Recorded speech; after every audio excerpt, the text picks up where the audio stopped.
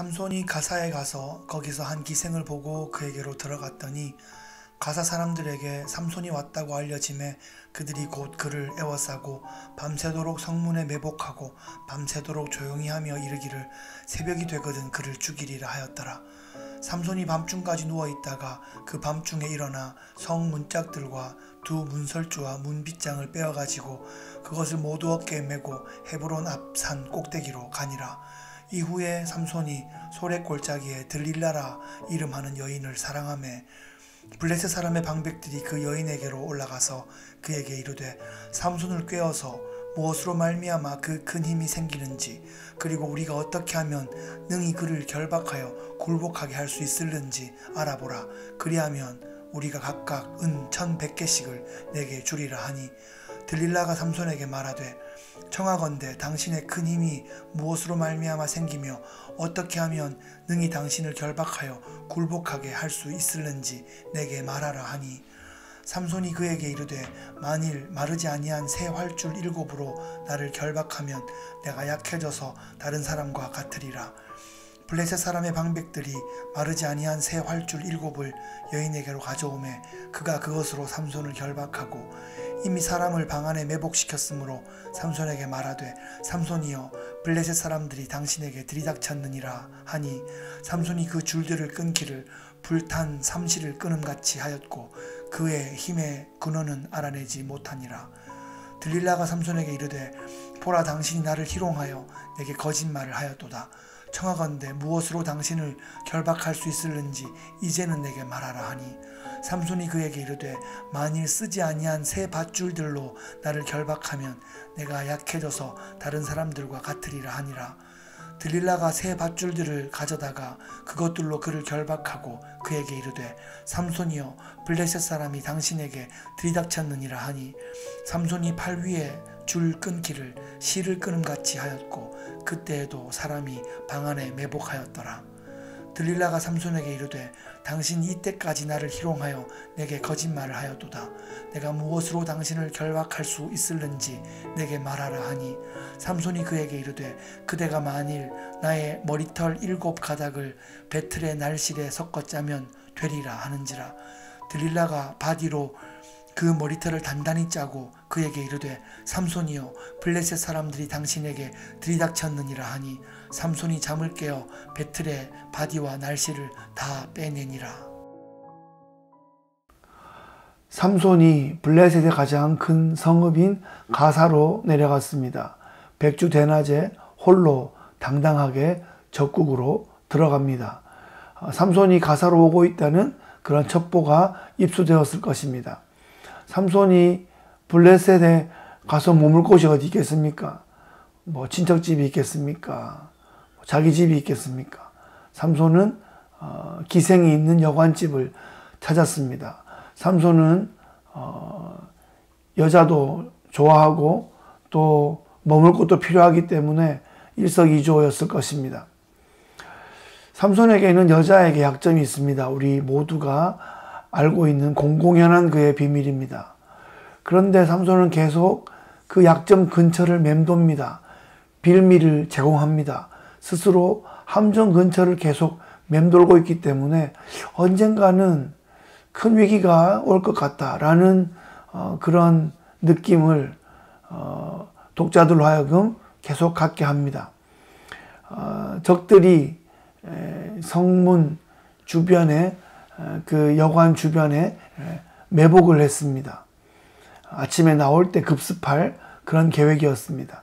그런데 삼손은 그 모든 상황을 다 알고 있었는지 자다 말고 새벽에 일어나 문짝을 아주 떼버리고 문설주 2개와 문빗장까지 다 메고서 아파트 한 2층 높이 정도 되었을지 모르는데 그것을 떼어메고 60km 이상 떨어진 이스라엘의 그 헤브론 산까지 올라가 버립니다.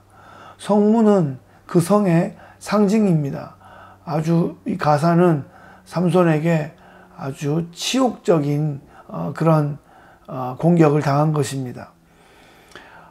정말 산꼭대기까지 그 무거운 것을 갖고 올라간 것은 사람의 힘으로 할 수 있는 것이 아닙니다. 초인적인 하나님의 은사가 임했기 때문입니다. 블레셋은 아주 기가 팍 죽었을 것입니다. 그런데 삼손이 이 성문짝을 떼매고 온 이 가사라는 도시가 앞으로 삼손의 운명에 큰 역할을 하게 됩니다. 삼손 이야기에 계속 귀를 기울여 보면 좋겠습니다. 장면이 갑자기 바뀌었는데 삼손은 여전히 여자 곁에 있습니다. 소래골짜기에 그 유명한 들릴라라는 여인입니다. 본문은 들릴라가 블레셋 여인이었다라고 명확히 밝히고 있지는 않습니다. 삼손 스토리에 등장하는 딥나의 여인과 가사의 기생은 블레셋 여인이었습니다. 삼손이 이 들릴라에게 푹 빠진 것을 확인한 이 블레셋 정보원들이 블레셋 방백들에게 이 상황을 알려주었고, 그 방백들은 거액의 현상금을 들고 들릴라를 찾아왔습니다. 들릴라는 돈을 좋아했던 것 같습니다. 삼손은 들릴라를 좋아했습니다. 이 블레셋 방백들은 삼손을 잡기를 원했고 거액의 돈을 치를 준비를 하고 있었습니다. 그래서 거래가 성사되었습니다.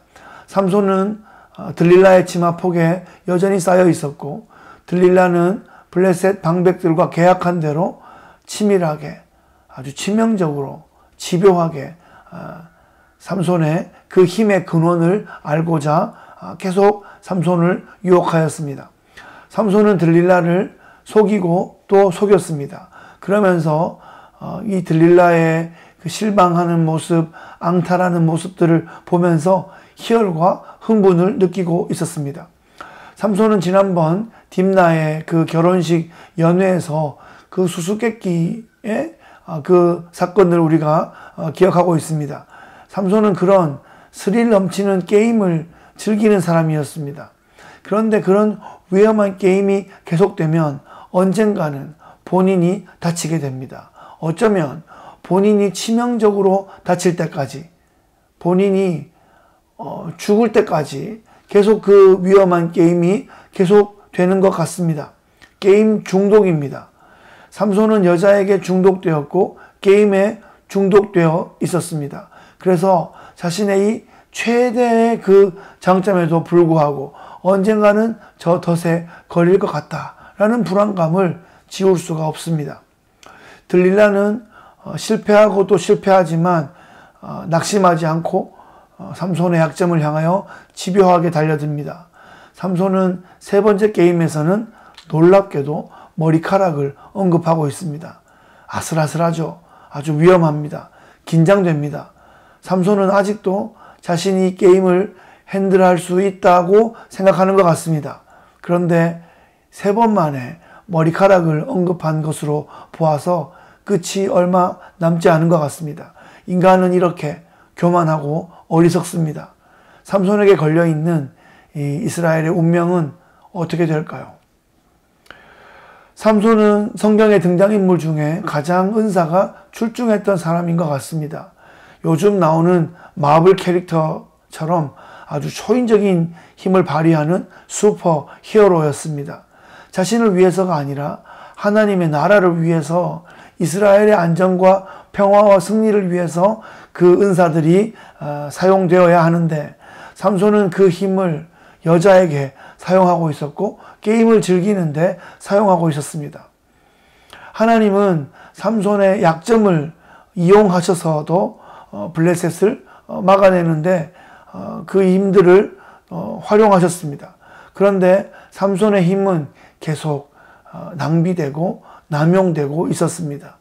댐에 가득한 그 수력 에너지를 가장 적절하게 활용해야 되는데 무의미하게 흘려버리는 그런 에너지가 너무 많았습니다. 우리에게 얼마간의 은사가 있다면 그것은 하나님의 나라를 위한 청지기의 직무를 잘 수행하기 위해 남김없이 효율적으로 사용되어야 할 것입니다. 해고가 예정된 그 청지기가 자신의 미래를 위해서 사람들을 얻는 것처럼 이 땅에서 일할 기한이 점점 줄어들고 있는 우리에게 정말 영혼을 구하기 위해서 우리의 모든 에너지와 시간들이 사용되어야 할 것입니다. 나의 은사와 시간들은 한정되어 있고 하나님의 나라는 영원하기 때문입니다. 유한한 것들을 영원한 것을 위해 사용하는 것은 참으로 지혜로운 것입니다. 오늘도 그 하늘의 지혜로 충만하시는 승리하신 하루가 되시기를 예수 그리스도의 귀하신 이름으로 축복합니다.